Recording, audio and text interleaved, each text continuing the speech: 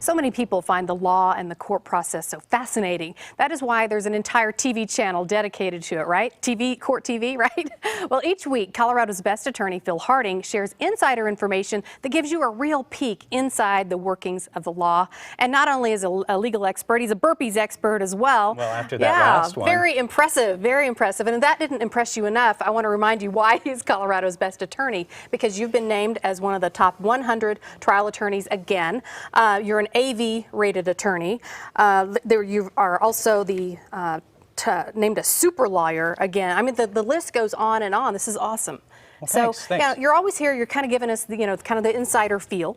We've learned a lot from you. So, what are we talking about today? Well, we're talking about juries, and if you are called on the jury, I want to go over this, and I want to talk a little bit about it.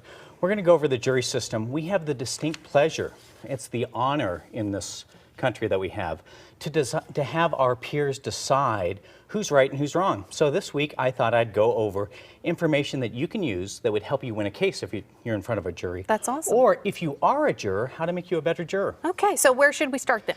Well, I'll tell you what. I want to start off by telling people what jurors never know about. Okay. So here's some key things. And let's talk a little bit about it. We have a graphic that I want to talk about. And essentially it says, here it is. If there is a trial and you're a member of the jury, more likely than not, I've got to tell you, the parties have tried to settle their case beforehand. And if they filed a lawsuit, the judge usually orders them to go to what's known as ADR. Stands for Alternative Dispute Resolution. Okay. So he makes them go to that and try it one more time. So if they're out there, it's not that they haven't tried. Next, if there's a defense attorney, I got to tell you, then probably insurance is involved. But if you mention the word insurance at all, in the trial. In the trial, it's a mistrial. What? Right. Okay, so you're out there and you've got the two attorneys. If one of them mentions insurance, the word insurance, there's a mistrial? That's usually a mistrial. Why? I don't get that. Yeah, and let me tell you why. Okay. Because if you hear that the other side has insurance, you may award more. Okay. Now let's go back to this graphic. I want to talk about a couple more things that are there.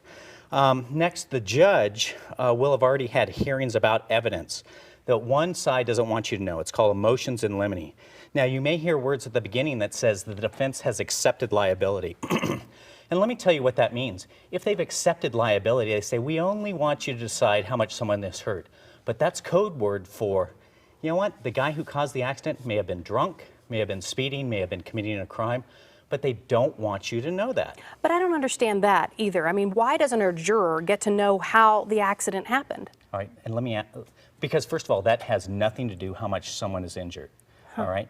But if the guy was drunk that ran into the injured party, you'd give him more money, wouldn't you? Yeah. If there was insurance, you'd give them more money, wouldn't you? Probably. All right, but that's not So that's why we don't get to know. That's why you don't get to know that. You got to keep it subjective, I guess. Right. And so what happens is when you are a juror, you're not thrown to the wolves. You get jury instructions, which is kind of like, putting together the IKEA furniture. You put together this case with jury instructions. And I have a graphic that kind of looks at one of these jury instructions. I got to tell you, and with these jury instructions, here's one that talks about prejudice. And it says, usually there are about 30 or so jury instructions that members of the jury can refer to. And this one talks about you shouldn't be influenced by sympathy, bias, or prejudice. With the DUI, you would have had bias against him, or you've had sympathy for the plaintiff. And that's just not the way it should work out. Our court system has determined that if you're the plaintiff, you should be determined on how much you're injured, not how mad you are against the defendant. Yeah, I get what you're saying there, but still, as a jury member, it just seems like you would want to know all of the information. Well, when you put 6 people together, I've got to tell you, they don't miss anything. They come to me after the trials and they said, there was insurance, wasn't there? I said, absolutely. They said, the guy was drunk, wasn't he? I'm like, absolutely. So they know that. But one thing that they never know. But they have to read between the lines. They read between the lines. And when you put 6 people together, they always catch that. One thing that they never catch are caps. Caps? Tell me about that. Yeah, caps are, our legislature has said, there are certain caps, and no matter how much a juror awards, you can't get above this. And here's some examples. For example, no matter how much someone is injured, even if they have a spinal cord injury or a brain injury, the most that they can recover in pain and suffering is $468,000.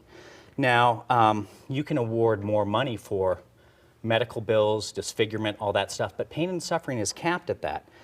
If you're suing a liquor store, the most you can get is almost $300,000. I had a trial once where a liquor store, we proved, targeted underage kids, killed 2 high school kids, got $1.5 million for each parent, and as soon as the jury walked out, it got reduced to about $200,000.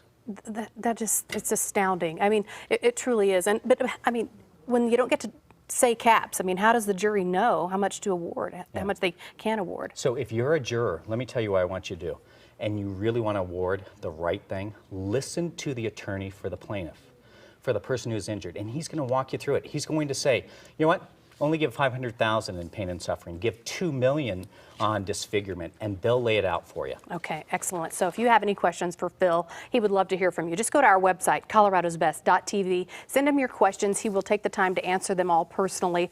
And if you would like to contact Phil directly at his office at Harding & Associates, just call him, 303-762-9500. You can also get a free consultation anytime. Also, check out his website. It's hlaw.org. Thanks, Phil. You're welcome.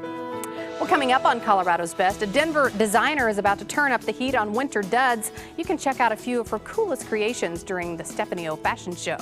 And later, it's a big weekend at the box office. Cinnabar Theater has your red carpet review and our deal of the day.